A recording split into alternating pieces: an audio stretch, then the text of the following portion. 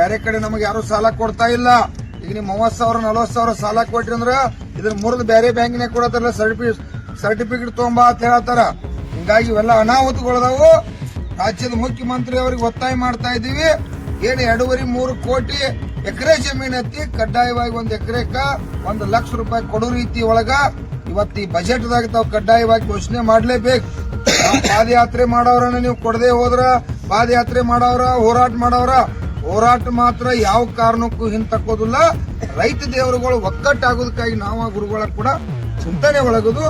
ಆ ಚಿಂತನೆ ಈಗಾಗಲೇ ಪ್ರಾರಂಭ ಆಗೈತಿ. ಹಳ್ಳಿ ಒಳಗ ಅವೇರ್ನೆಸ್ ಆಗತ್ತಾರೋ ಎಲ್ಲಾ ಸೊಸೈಟಿಲಿ ಇರ್ತಕ್ಕಂಥವ್ರು ರೈತರು ಇಲ್ಲ ಲಕ್ಷ ರೂಪಾಯಿ ನಾವು ತಗೋಲೇಬೇಕು ಅನ್ನುವಂತ ಚಿಂತನೆ ಒಳಗದಾರು. ಇನ್ನ ಹಲವಾರು 3-4 ಮೀಟಿಂಗ್ ಮಾಡಿ ಆಗುವತ್ತಕ್ಕೆ ನಾವು ಇಲ್ಲಿಂದ ಗುರ್ಲಾಪುರದಿಂದ ಏನು ಐತಿಹಾಸಿಕ ಚಳವಳಿ ಆಗೈತಿ ಶಶಿಕಾಂತ್ ಗುರೂಜಿ ನೇತೃತ್ವದೊಳಗ ಈಗೂ ಕೂಡ ಡಿಸಿಸಿ ಬ್ಯಾಂಕ್ ಹೋರಾಟ ಎಕರೆಗೆ 1 ಲಕ್ಷ ರೂಪಾಯಿ ಕೊಡಬೇಕಂತೇಳಿ ಹೋರಾಟ ಪಾದಯಾತ್ರೆ ಮುಖಾಂತರ ಬರೋರ. ಪಾದಯಾತ್ರೆಯಲ್ಲಿ ಲಕ್ಷಾಂತರ ಜನ ಇರಬೇಕು. ಡಿಸಿಸಿ ಬ್ಯಾಂಕ್ ಹೋಗ್ಬಿಡ್ದ 10 ಲಕ್ಷ ಜನ ಸೇರಿ ಅದು 4 ದಿವಸ ಆಗ್ಲಿ 2 ದಿವಸ ಆಗ್ಲಿ ಆ ಪ್ರತಿಭಟನೆ ಮಾಡೋರ ಅಂತೇಳಿ ಕರ್ನಾಟಕ ರಾಜ್ಯ ರೈತ ಸಂಘ ಸಂಪೂರ್ಣ ನಿರ್ಣಯವನ್ನು ತಗೊಂಡೈತಿ. ಎಲ್ಲಾ ರೈತ ದೇವರುಗಳಲ್ಲಿ ಕೈ ಮುಗಿದು ವಿನಂತಿ ಮಾಡ್ತಾ ಇದ್ದೀವಿ. ಇವತ್ತ ಡಿಸಿಸಿ ಬ್ಯಾಂಕ್ದವ್ರು ಕರೆದ ತಮ್ಮದಲ್ಲೇನು ಸಹಕಾರಿ ರಂಗದಾಗ ಇರ್ತಕ್ಕಂಥ ಡೈರೆಕ್ಟರ್ಗಳಿದ್ರಿ.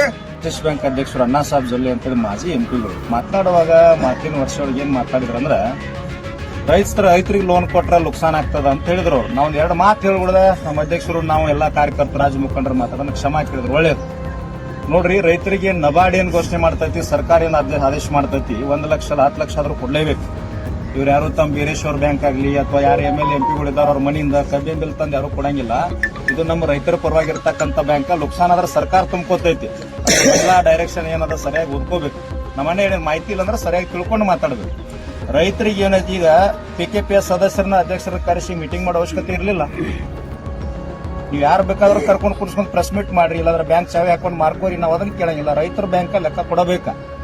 ಇಡೀ ಜಿಲ್ಲೆಲ್ಲ ರಾಜ್ಯದ ಪ್ರತಿಯೊಬ್ಬ ರೈತ ಏನ್ ಕೇಳಿದ್ರು ಲೆಕ್ಕ ಕೊಡಬೇಕು. ಅದು ಡಿಸಿಸಿ ಬ್ಯಾಂಕ್ ಅದ, ಅದು ಬೀರೇಶ್ವರ ಬ್ಯಾಂಕ್, ಸ್ಟೇಟ್ ಬ್ಯಾಂಕ್, ಅದು ಹೊರಗಿಂದಲ್ಲ.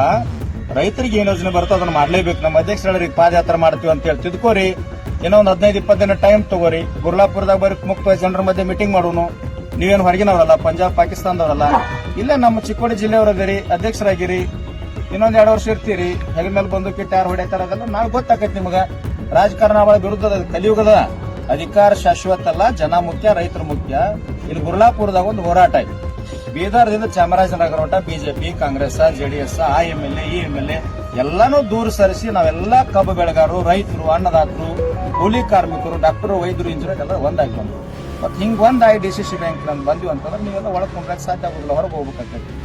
ನಿಮ್ಗೆ ಆರಿಸಿ ಕೊಟ್ಟಿವಿ, ಮತ ಹಾಕ್ಯಾರ. ಮತ್ತೆ ಇಲ್ಲಿ ಕೆಲವು ಕಡೆ ಏನಾಗತೈತಿ, ನಿಪ್ಪಾಣಿಯವ್ರು ಯಾರೋ ಫೋನ್ ಹಚ್ಚಿದ್ರು, 50ರಿಂದ 60 ಸೊಸೈಟಿ ಸಾಲನ ಕೊಡುವಾರ. ಏನ್ ಇವ್ರ ಮನೆಯಿಂದ ಕೊಡ್ತಾರ? ನೋಡ್ರಿ, ಈ ರಾಜ್ಯಕ್ಕೊಬ್ಬ CM ಆಗ್ತಾನೆ. ಕಾಂಗ್ರೆಸ್ ಇರಲಿ ಬಿಜೆಪಿ ಇರಲಿ, CM ಆದಾರ ಕಾಂಗ್ರೆಸ್ ಬಿಜೆಪಿ CM ಅಲ್ಲ, ಇಡೀ ಕನ್ನಡ ನಾಡಿನ ಮುಖ್ಯಮಂತ್ರಿ ಅವ. ಹಂಗ ಡಿಸಿಸಿ ಬ್ಯಾಂಕ್ ರೈತರ ಬ್ಯಾಂಕ್. ಡಿಸಿಸಿ ಬ್ಯಾಂಕ್ ಇಡೀ ಜಿಲ್ಲೆ ರೈತರಿಗೆ ಅಧ್ಯಕ್ಷರವ್ರ. ಯಾವ್ದೋ ಒಂದು ಪಕ್ಷ ಪಾರ್ಟಿ ಯಾವ್ದಾರ ಮನೆತನಕ ಯಾವ್ದಾರ MLA MP ಗೆ ಅವರು ಅಧ್ಯಕ್ಷರಲ್ಲ. ನನಗೂ ಅಧ್ಯಕ್ಷರವ್ರು ನಮ್ಮ ಜಿಲ್ಲೆ ರೈತರಿಗೆ.